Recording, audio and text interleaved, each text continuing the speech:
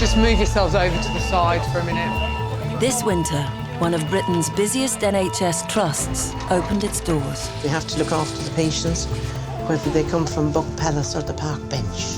To show us what's really happening inside our hospitals. We've got lots of patients now competing for an unknown number of beds. Every week, more than 20,000 people are treated here. The pressure's just gone. What? Is it completely gone? And the numbers, as well as our expectations, are rising. We just had our worst 10 days on record. There's nowhere in the hospital to move anybody. At some point, somebody will be telling us whether we're allowed to do any work. This is a place with some of the best specialists in the world. Tumour's out, job done. Where lives are transformed. This is saving his life. It has to work. But they are operating at a time when the NHS has never been under more pressure. Any beds? No. No beds for anyone? No. Okay. It does feel to me like the elastic's a bit nearer to breaking now than it ever was. Its very future under scrutiny. All right, I think we will go out on red because we're under real pressure in the emergency department. We're aware of the problems. Anybody got a solution? Following the patients from the moment they are admitted. Anything I've done up to this point means nothing compared to when you can literally give a bit of yourself to save someone else. To the moment they leave. It's all good news. The cancer's gone. You don't need any more treatment. Fantastic. Thank you so much. Week by week, we reveal the complex decisions the staff must make about who to care for next. That patient is coming to me to be operated on, and if I don't do it, then there's only one inevitable outcome. They're going to die.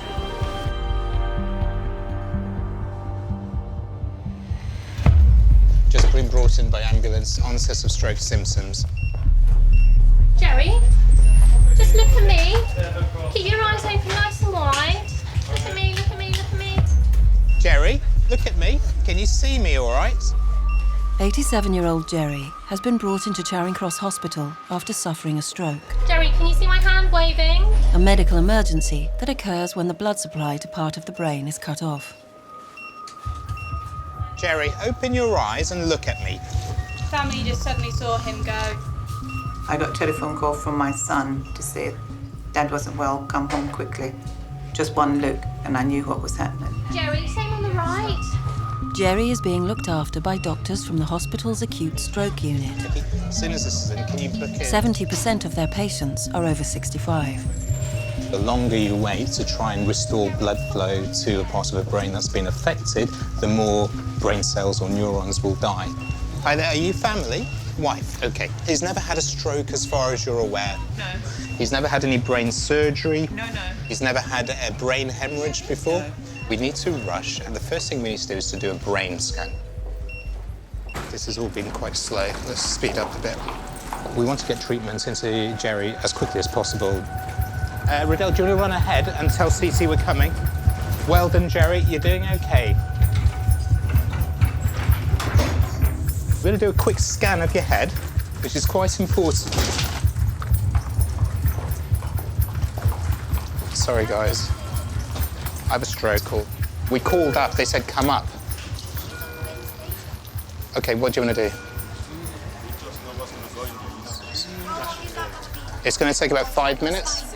Yep. All right, let's get this done. 1, 2, 3.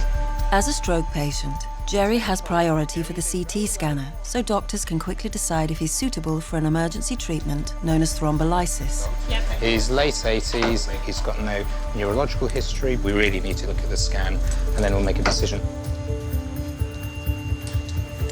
There are no contraindications, so we should just go ahead and give thrombolytic therapy. I'm going to go downstairs to make sure family are happy. Jerry is a candidate for thrombolysis, which is a medical injection that is aimed to break down a blood clot. Giving thrombolysis to the wrong patients can cause hemorrhage or bleeding, and that hemorrhage can be life-threatening and can even cause death. Riddell, can you get the thrombolysis ready? I'm ready already. Come and sit down for a while, OK? Jerry's just having the last few scans. There's no bleeding into the head as far as we can tell, so it looks like this is a stroke that's been caused by a blood clot. And the best course would be to give him this clot-busting treatment. However, it's also important to know it's not a miracle cure at all. One of its most serious side effects is bleeding. And that bleeding could potentially be life-threatening. You know, we've got to understand that all treatments can go. Yes. I trust you. Sure. Okay. And he's in safe, as far as I'm concerned, he's in safe hands. Sure. All right. I'll be with you soon. Would you time 2 minutes for me and just give a 30-second updates? That's 1 minute. Okay, well done. It's just such a shock, but he's 87, and we know that it's inevitable that something's going to happen at some point.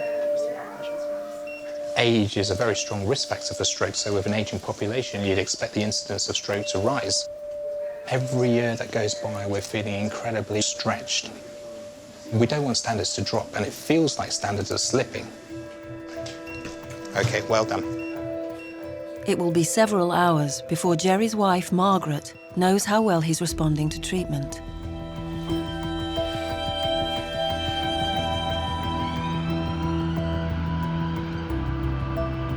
Along with Charing Cross, Hammersmith is one of the 5 hospitals that make up Imperial College Healthcare NHS Trust. Retired carpenter John requires an operation to replace a valve in his heart. If you're on the top floor, you might have a nice view.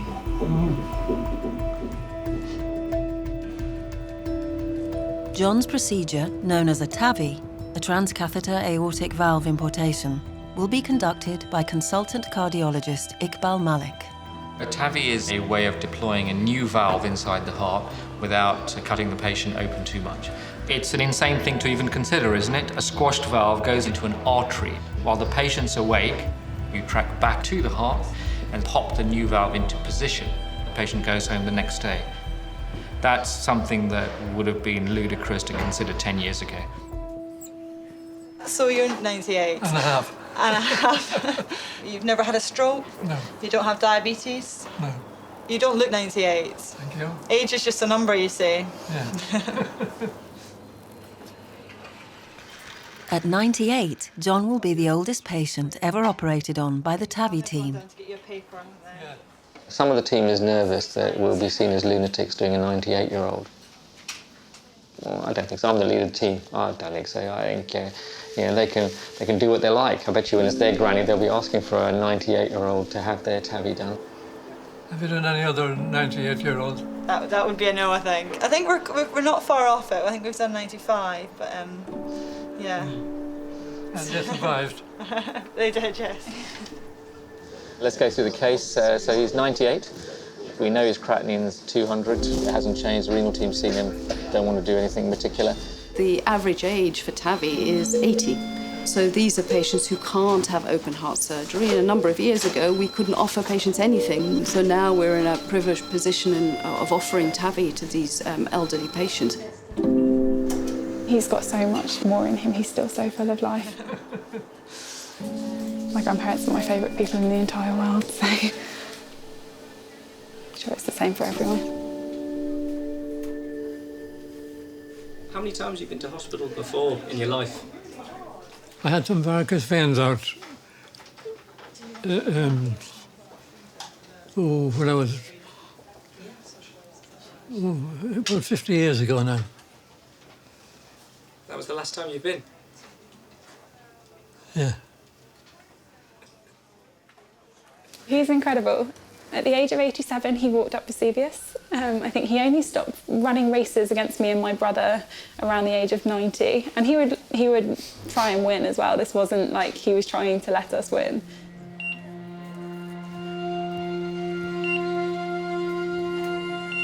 She says, they haven't done anybody my age before. But it's not about age, it's what we were saying to you before. It's not just about age, it's about how fit you are otherwise. You'll be running out of here. 3 choices. Give it up, give in, or give it your all. It's now a good time to ask you what you'd like for Christmas. I like to be alive.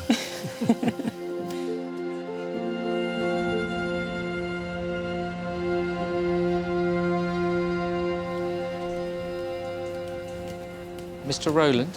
Hi, Dr. Malik. Nice to see you. Thank you. Okay, so can you hear me okay? Yeah. We've been through the risks before. Yeah. You know what we're talking about, but I Yeah. will double check that you do understand. Yeah. Just as a short memory test, what is the problem that you had with your heart? Well, get out of breath very quickly, you know. Yeah. Couldn't walk very far. Okay. In terms of risk, Yeah. if we did 100 cases, okay, then about 5 of them would have a bad problem. 1 in 20. Yeah, and that When problem... you still have a problem, would it mean Death. to be dead? Stroke, bleeding, heart attack. Okay, is that an acceptable level of risk for you? Yeah, well, I haven't much alternative. Okay. What's your date of birth, John? March 1918. 1918, my goodness. Okay, and can I just get you to sign on the dotted line, John, if you're up for having this procedure done? It's a miraculous treatment for the older patients that we couldn't treat before that we're now treating. Every cardiologist would hope to have one really important step that has suddenly changed in their lifetime that they can experience. And I think for me, at the age of 50 now, it's TAVI.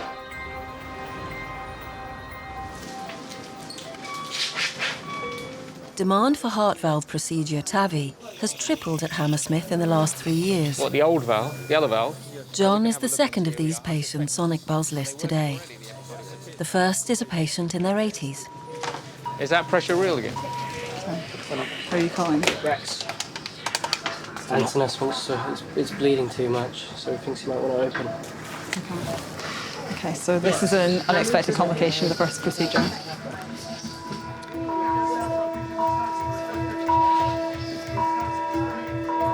The first case hasn't gone according to plan because there's been some bleeding internally. TAVIs, you can't quite predict what's going on. Normally, they're very straightforward, and this is the first for the year where we've had a major complication.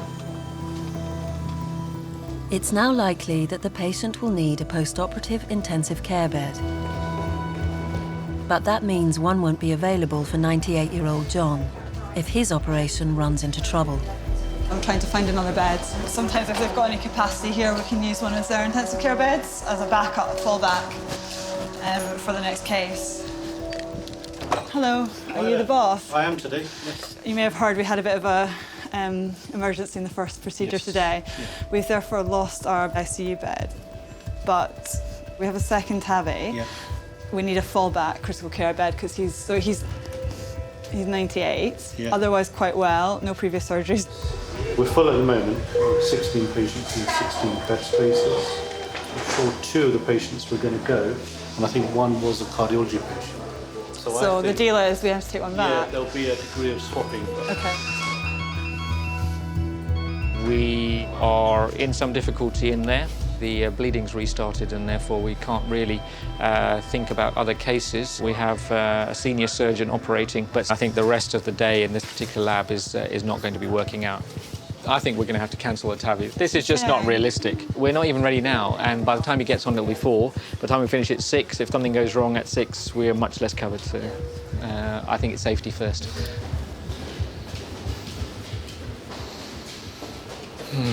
Operating out of hours on elective cases that are high risk is not clever. I think if it all went well, I'd be finished by 5. You know, I think that's fine. But actually, if it didn't go so well, then the complication is being managed out of hours with, you know, less team around. I think it's unfortunate. So, old Father Time has defeated us. So I don't exactly, just your luck. But the thing that's destabilised us is a very rare eventuality. So sorry about today, okay? I'm going to get them to give you a cup of tea, give you some food, because we've kept you starved all day, okay? Okay. Okay, so I'm just coming down now. Yeah. It's something I wasn't expecting. I was almost certain that it was going to happen today.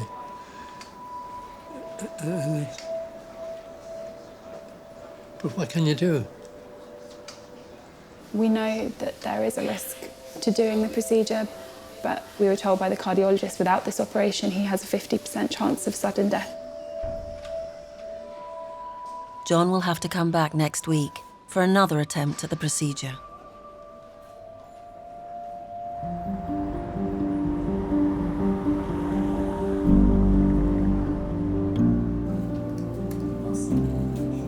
Boring. I like shows like Casualty, Holby City, House, Grey's Anatomy. I like stuff like that because I'd like to be a children's nurse and help people like me.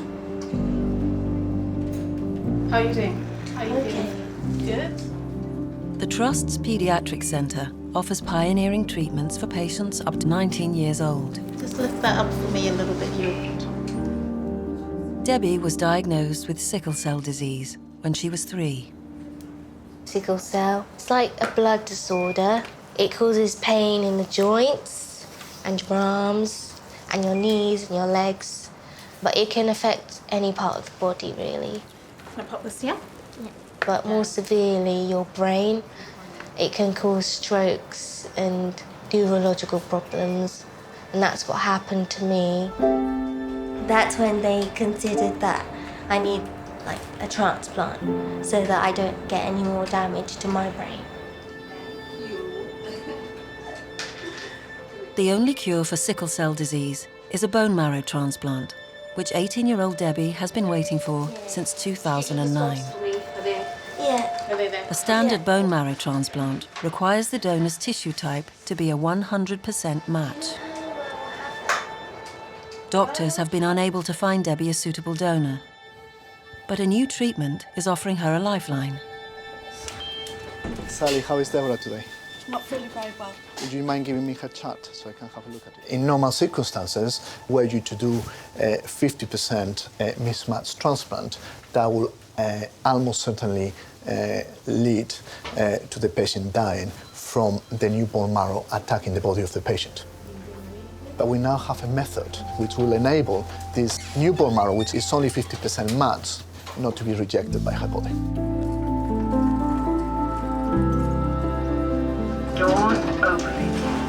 This new method allows Debbie's 22-year-old brother Sam to be her donor, even though his tissue type is only a 50% match with hers. I'm here to see Debbie.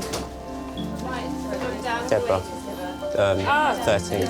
What way, that way? Or? Bless her, because of the illness, she hasn't had that 18-year-old life at all. So if I can give her a chance, a fighting chance to obviously never have to be in that condition again or go through all the crisis she's been going through again, because she's got so much to catch up on and so much more to do. And I remember when we used to go to the same primary school, me always looking out for her, like going into the younger playground to see if she's all right. So luckily enough, I was a close match. Debbie. Oh. Have you been worrying about things? No. Okay, because all that worry is for us, okay? It's only that when her dad is not here, she's worried. She's worried, okay. She wants me to be here 24/7. At the moment, this type of transplant for sickle cell disease is only funded for children and young adolescents up to the age of 19. And then you have some more of the Mesna, which is the kidney protection, running afterwards. Is there a risk of death with this type of bone marrow transplant? Yes, there is a risk of death. And the risk does go up with the degree of mismatch of the donor. However, as current situation stands, this is Debbie's last chance to get her bone marrow transplant. They said it will come with loads of risks, but I just wanted to have it so that I can continue with my life.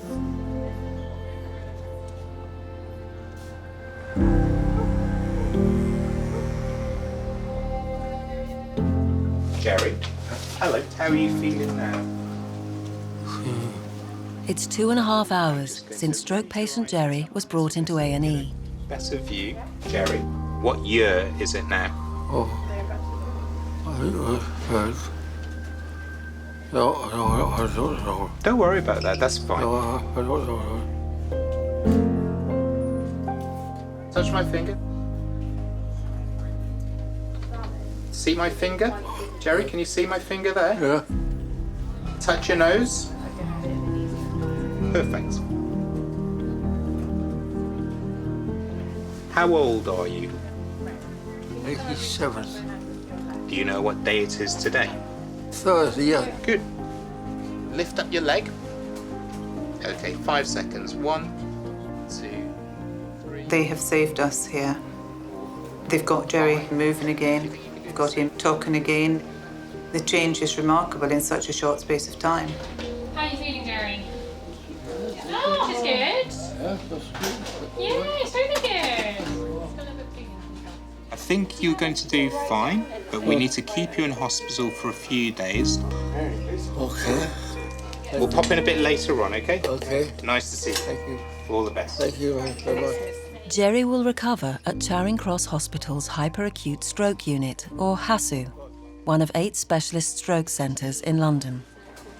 The thing that everyone worries about as someone who's had a stroke is they're at risk of having another stroke. So he's not out of the woods at all. We're going to have to closely monitor him. He's got very powerful medication on board. Things look promising. Let's keep our fingers crossed.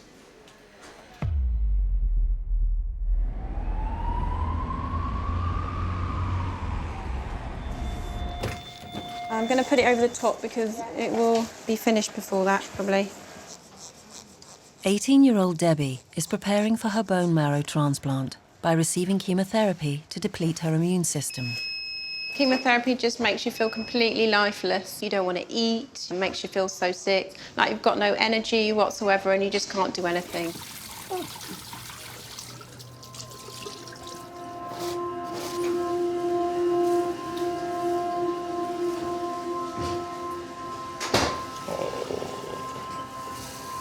Hey, Dad.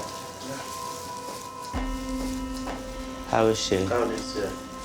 Oh, it's horrible seeing her like this, though. Hello. I'm here. How you feeling?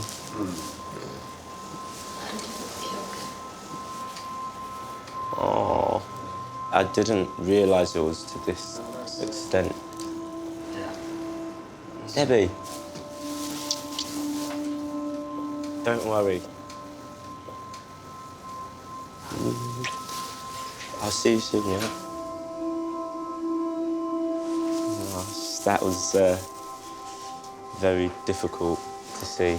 Never seen her like that, ever. Ever. And I've never really heard her say she feels not good. Even if she don't feel good, she'll say she feels all right, do you know what I mean? She was always very optimistic, but obviously the chemo's obviously left her, rendered her into that sort of state, hasn't it? So it's very hard. Very hard to see.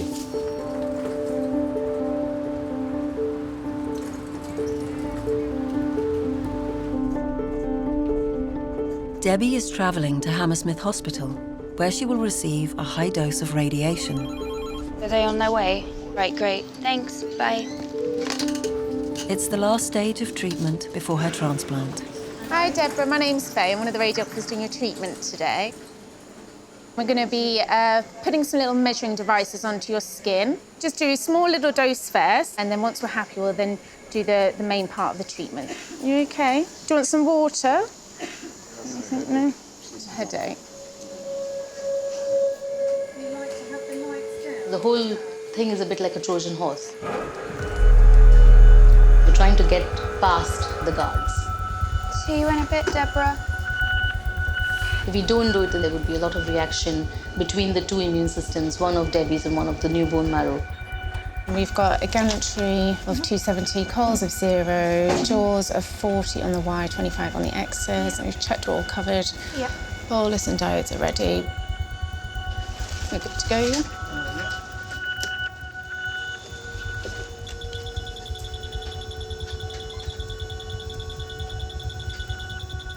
She doesn't seem very well at all. Has she been like this just today, or? No, it's about a week now. I feel for her.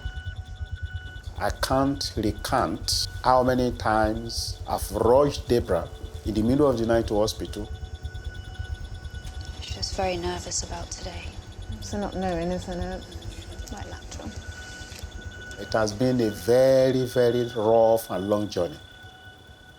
I've been looking after her since her mother left 11 years ago. We'll finish. I feel for her because it has been a struggle. But Dr. De La Fonte said the bone marrow transplant success rate in his hands is very high. That's what he said, and I believe his word.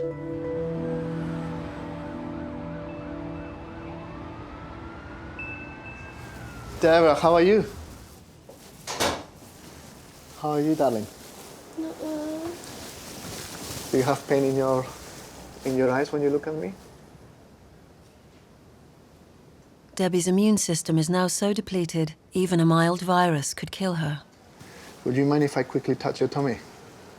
Will that be okay? You can see that though it is fantastic that we are now able to carry a transplant, the truth is that the treatment itself is very tough. So I have a little bit of cold hands. The doses that we use in transplantation are far higher than you would use usually in the treatment of cancer. So the number of side effects these children suffer and these young people suffer is substantial. Okay. It's a difficult time. Okay, we'll leave you in peace. All right. Thank you.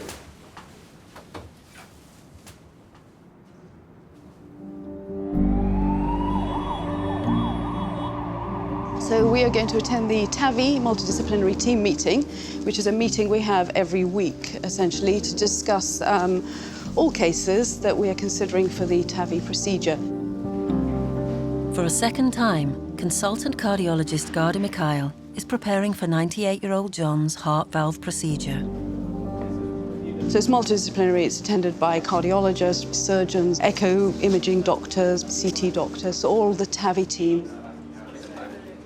Okay, good morning. So the first case is Mr. John Rowlands, 98. This case was the case that we were supposed to do last week and it got cancelled, so we're just rediscussing him because he's booked. Can I just ask first, Yes, so of course. 98? 98. You need to persuade me that there is Yes. no frailty. Can we just re-review the echo and the LV function? Sonthai, do you want to take us through the echo? Sure, so Yeah.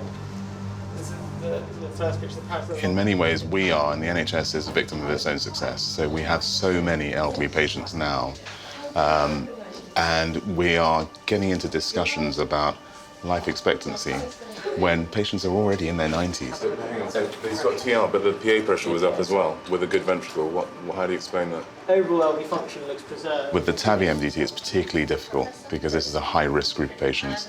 Cost does come into it. So I have a responsibility to manage the resources effectively. But actually, we try and pick the winners on clinical grounds.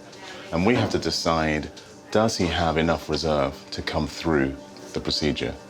Because I'm afraid it is the case that you can have an outcome which is a fate worse than death. So it is quite challenging. 147, is that a recent change or? He's had increasing shortness of breath over the past 6 months.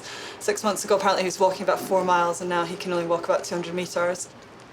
He's never smoked. He's got good lung function with severe aortic stenosis and slightly raised pulmonary artery pressures. He's got a very supportive family as well, who are all sort of on board with the TAVI. He's just very keen to have something done. He wants to continue living and have a good quality of life and wants to be less symptomatic, but he's not low risk at 98. He's not going to be low risk. I'd want a clear statement that he understands that as well. The last conversation we've had with him, he will accept risk just to feel better. Okay, fantastic. So he's all set. We can't be ageist. We are dealing with an aging population, and he wants a better quality of life. We can't deny a patient that, no matter what their age is.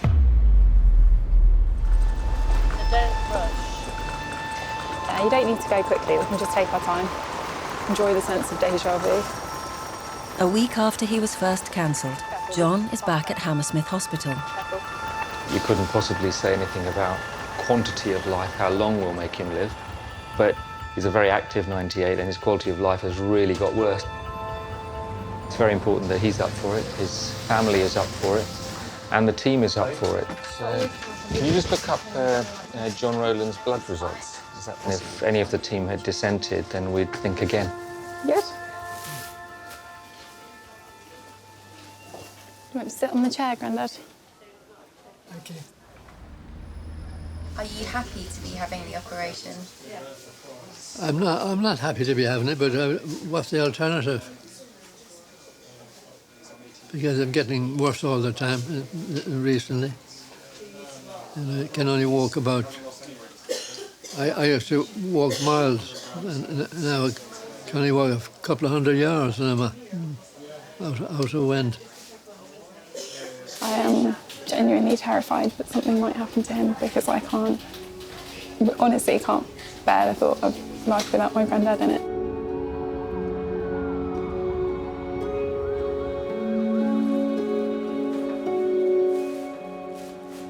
It's just about waiting now, isn't it? Even Deborah is waiting. She's waiting for it to happen.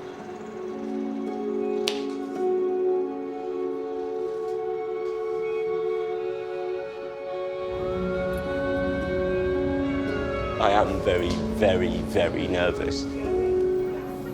Because at the end of the day, it's just got to work. 22-year-old Sam is donating his bone marrow in an attempt to cure his 18-year-old sister, Debbie, of sickle cell disease. So he's been consented for mobilization with GCSF injections for stem cells and to undergo a bone marrow harvest under sedation on theatre. All right, Samuel, do you know why you're here today? To donate bone marrow to my little sister. Okay, we're good to go. I'm starting with something. It's not the anesthesia yet, but it's just something to relax you a bit, okay? What are you thinking about, Sam? I don't know, I'm just scared, like all these machines, and I just want it to go well. Anything I've done up to this point means nothing compared to when you can literally give a bit of yourself to save someone else. Now that's doing something, that's responsibility. Okay, ladies, are you ready? Yeah. The harvesting of bone marrow from Sam's hips is being conducted by an expert team at Hammersmith Hospital's Centre for Haematology. Okay, ready, steady, move. Okay. When we do the bone marrow harvest, the areas that we need are the posterior iliac crest, which are just the bones that you will feel on the bottom of your back. And that is the exact place where we have to sort of put the needle through and extract the marrow.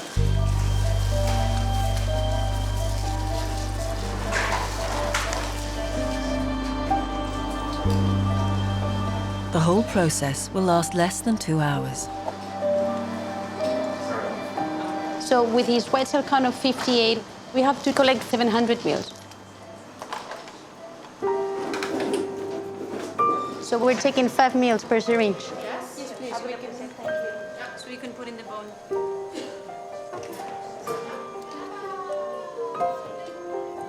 At the end of the day, it's just the gift of hope. You know, it's just the gift of life.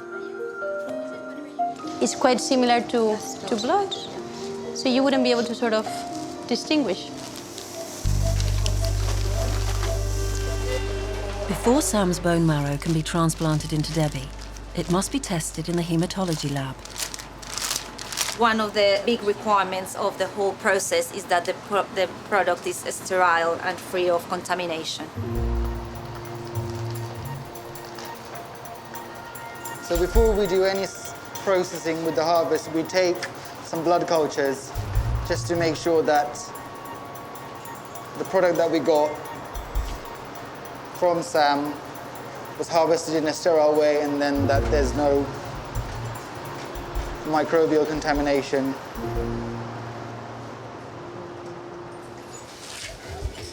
Hi, Deborah. Are you all set?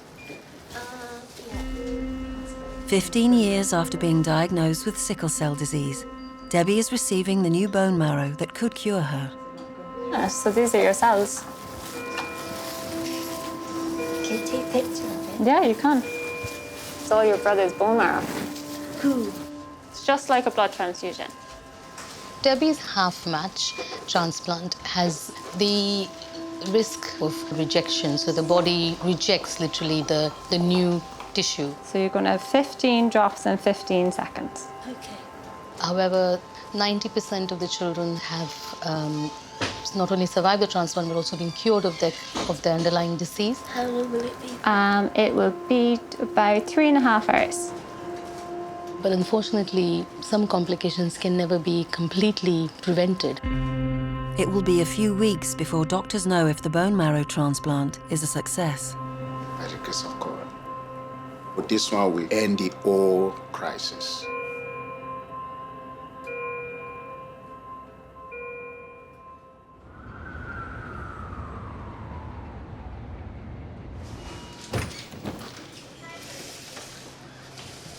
It's a rather large box.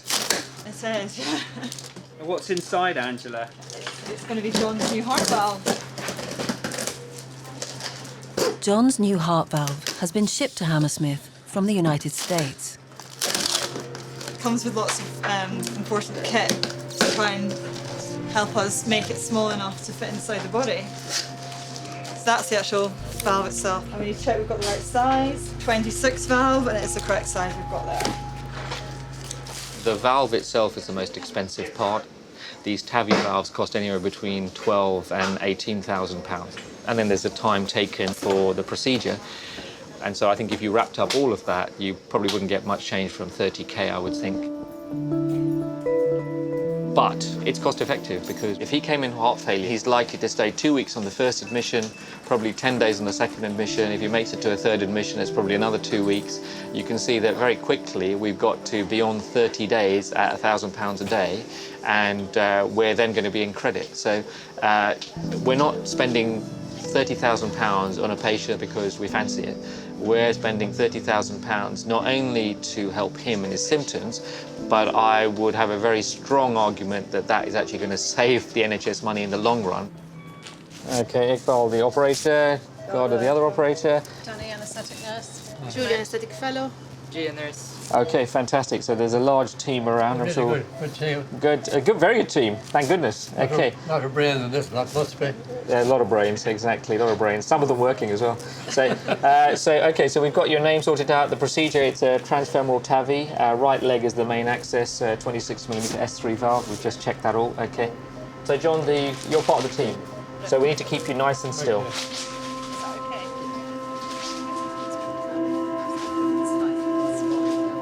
John will be awake throughout the procedure. Okay, ready? Okay, that's that pipe in. So, John, we're just making a track for our big pipe to go in. Hopefully it's not too uncomfortable. Have a pair of forceps. Basically what we're doing is we're going through the right femoral artery, which will lead us up into the heart. Once the big pipe is in, we're pretty much committed to the valve, and so that's the time we take the valve. It's prepped over on the other table. So that's what the valve looks like, and that's the 3 cusps. We squash the valve into something the size of a big biro. And then as soon as we're ready to go, they'll hand it over to us, we can put it in. Can I have the wire? The clip. Where did you take the clip? So a bit of pushing now, John, bit of pushing. So it's quite a tough push because the valve is a bit like a goat in a boa constrictor. It's expanding as we go. All right, John. Well. Yeah. All right, you're doing very well. Right. Okay, so everyone quiet. So ready to floor record. Pacing on. Balloon up, slowly, slowly, slowly, slowly. Balloon down. Pacing off. Okay. The pressure back. Okay. Let him recover. Okay, so there's the new valve here. It's in very good position, which is good. And we're going to put some colour on that. Oh, look at that amazing flow. Going forwards without turbulence, no leak coming backwards that we can see. Okay, well done. We've done this, nearly 300 times, so it's like a Formula One pit stop, isn't it? Hello, Dr. Mikhail. Oh, it's all done. We're all finished. It's all gone very well. All right. Do you want to look to the right? just a bit slow to respond. Very, very slow. John? John? Show me that. John? All right, you still with us, John? John? John? Hello there. There we go. Hi, John. I don't like that yawning. The yawning can be a marker of a stroke or something happening. The case is not over, I'm scrubbing back in. Most of the time nothing happens, our stroke rate is very low, probably about 1–1.5%. But absolutely for every patient, including me if I was a patient, if I'm dead, I don't really care. If I'm alive with a big stroke, I'm pretty annoyed about the whole situation. A stroke is not our biggest concern, but a stroke is not good. John, just repeat your name for me. Can you do that? Tell me your name. John, squeeze my fingers. Squeeze my fingers, John. John, move your toes. Can you feel that? All right, John. There's been no improvement at all since the TAVI finished, so unfortunately it looks, that he's had a neurological event. We've done all the tests to try and minimise the risk, and we didn't really think that his risk of stroke was going to be any higher than any other patient. Hi, it's Dr. Malik here in the cath lab. I need to be put through to 999 London Ambulance to get a critical care transfer. Time is of essence. If there's going to be any recovery, the complication needs to be dealt with quickly. They've had a stroke. We need to transfer with critical care transfer to the HASU at Charing Cross.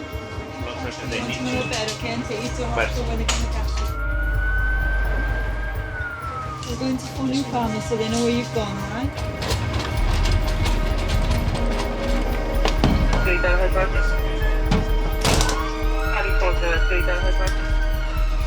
Yeah, we have a critical transfer from Hammersmith Hospital to Charing Cross HASU. We have a 98-year-old male who had a stroke during a procedure. Oh, hi, it's Dr. Malik here from the Hammersmith Hospital. Unfortunately, there has been a complication during the procedure, and are you in a position to talk about that? Okay, so he's still with us. The problem is we think there's a stroke. So our only hope is that he's in that 1/3 that recover completely and not the 1/3 that do very, very badly. And we can't tell really at this very early stage which group he's actually going to be in. All right, okay, sorry the news is not better. No problem. Okay, all the best now. Bye now, bye.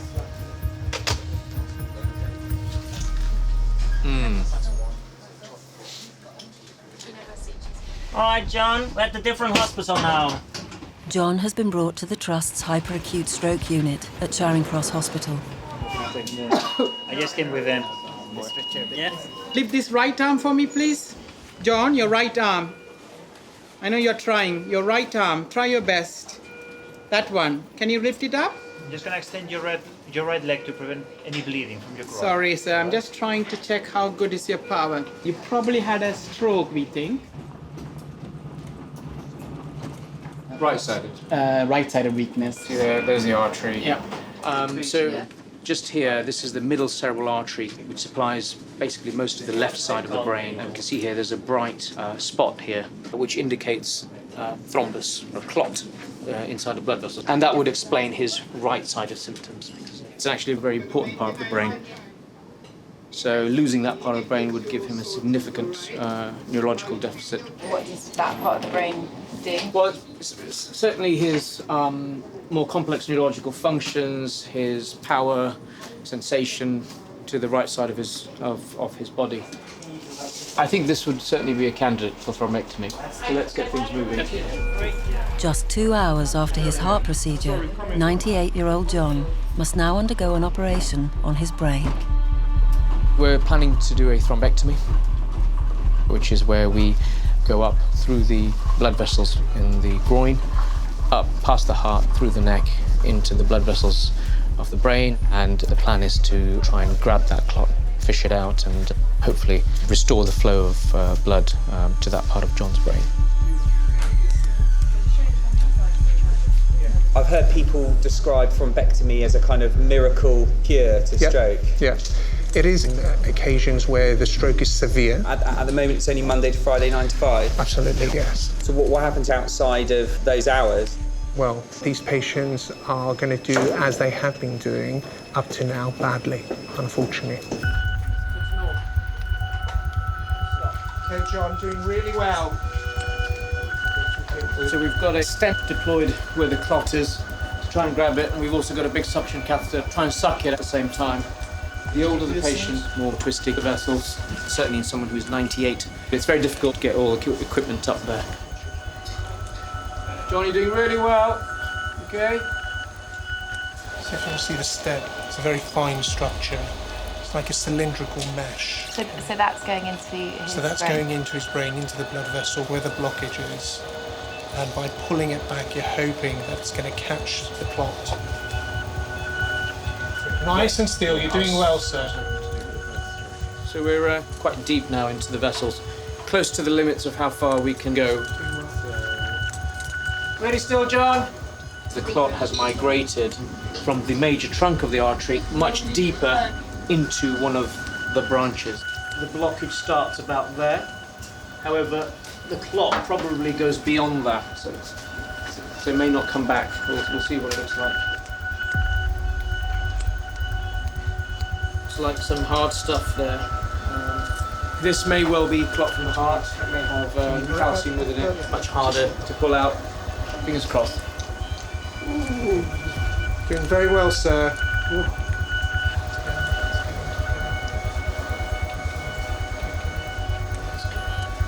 I've got a tiny bit of something.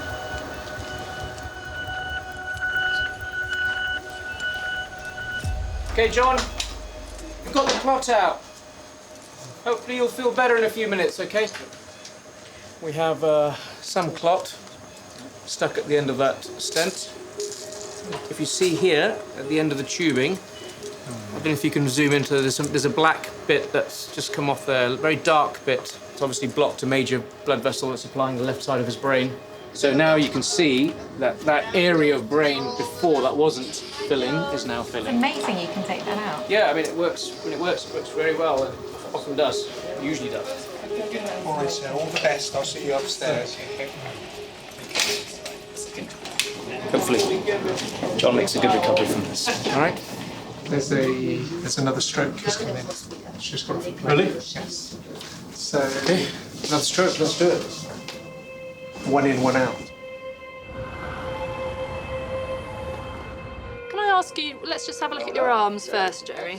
Can I ask you just to squeeze my fingers as hard as you can? That's it. It's 6 days since Jerry had his stroke. Lovely. Hard as you can, Jerry. Go on. That's it.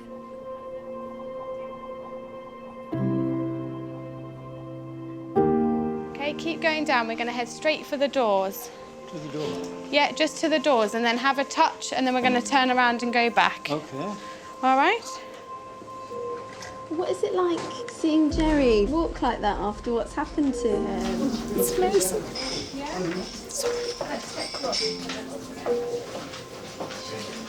We didn't think it. Jerry is recovering well. He was thrombolyzed. It was last Thursday, so he came in. But further tests reveal a narrowing of one of the blood vessels that supplies his brain, putting him at risk of another stroke. So we're having a multidisciplinary team meeting with the vascular surgeons and also the stroke team, and we're having to make a decision on what we think the best treatments is for Jerry. Is there any indication for carotid endarterectomy? I think we have to look at the benefits. Certain people can benefit from an operation to clear out the narrowing to prevent further strokes. I personally don't think he should have his carotid done. From my viewpoint, I don't think he is clear-cut at all as to whether he should offer him surgery or not. I'd quite like to see the patient. I mean, I'll make a judgment. Yeah. So I'll go and see him this afternoon and make a plan. Weighing up the risks, because the purpose of doing the operation is to reduce his stroke risk. He could possibly die having the operation. Doctors will let Jerry decide whether he wants surgery or not. Hello, sir. I'm Professor Davis, and we've just had our meeting to discuss whether you should have an operation to reduce the risk of having a stroke, or whether we should just carry on with various medicines. I personally think your risks of going on to have an operation are such that it's a very difficult balance. My advice would be that you would be better off having the appropriate medicines and see how you get on. Now, do you have any immediate thoughts about what I've said? I really don't want everything to do with Right, OK. We will tell them that that's what is your preference. So all in all, I can in a way say cheerio, because there's nothing in a way for me to do, and I will get Dr. Hals to come back and see you and go from there. Nice to see you. OK, and nice to see you again. OK, take care. I think there are quite a lot of people who have decided, particularly as they get older, that they do not want to have a surgical intervention.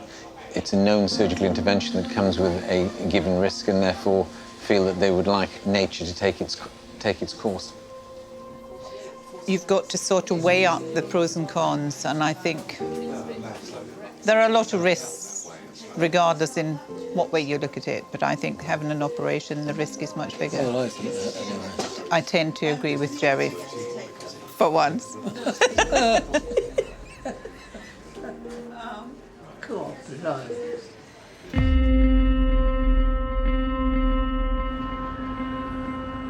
You've been sleeping? Hmm? Okay.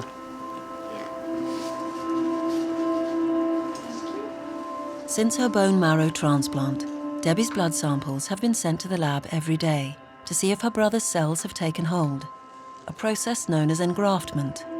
Hi, Connie from Grand Union Ward. We've got some urgent bloods to be collected, please.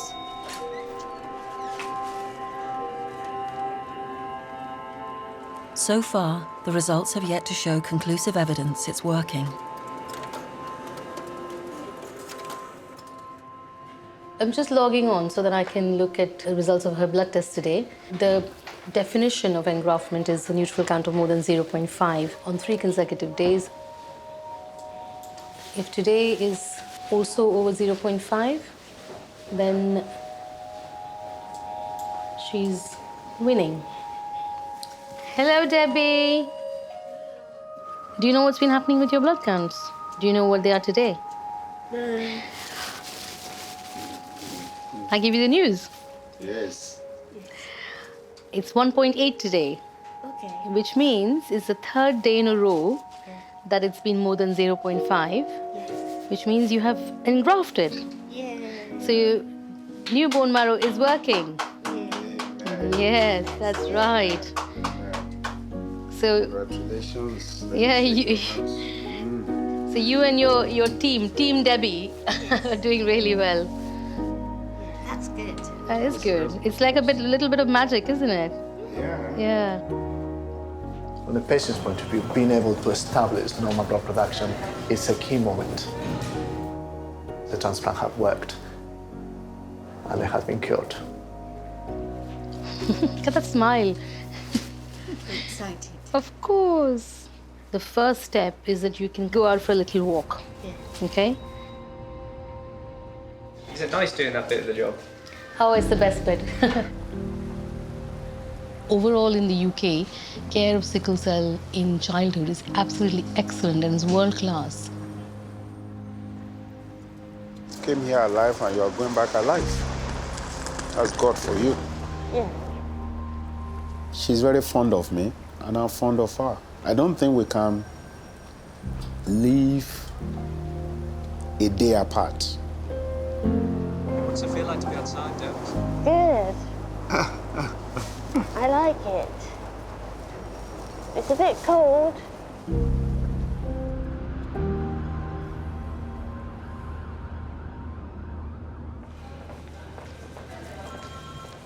I was worried, and I was considering that perhaps I had been a little bit too positive in terms of the way that I presented things to him, that maybe it would have been better if he hadn't had the TAVI. Hello. How are you?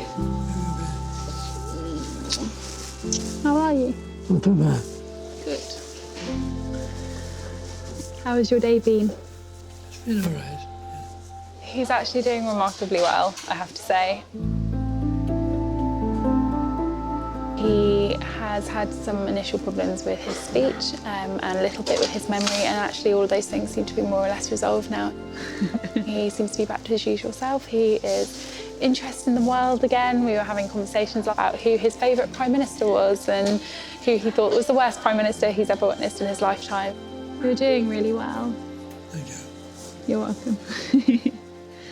When I was training, 65 was the cutoff for older age. That's a young man these days. Yes, it's getting busier, and the patients are getting older because they're surviving longer, which is a success story for UK and the NHS. We've got all these amazing pioneering techniques, such as TAVI. But as the population ages, how sustainable is all of this within the current structure of the NHS?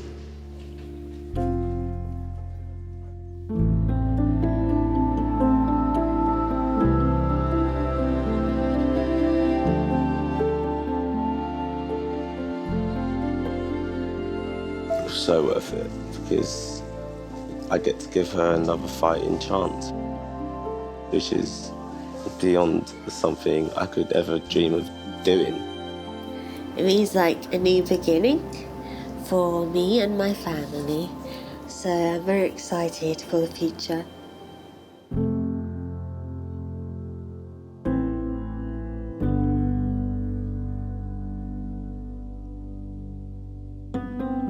I think we did make the right decision, and his heart apparently is working beautifully. So I think he has every chance now that he's had the TAVI of getting to 100, and if he does, my goodness, the party we'll have at that point.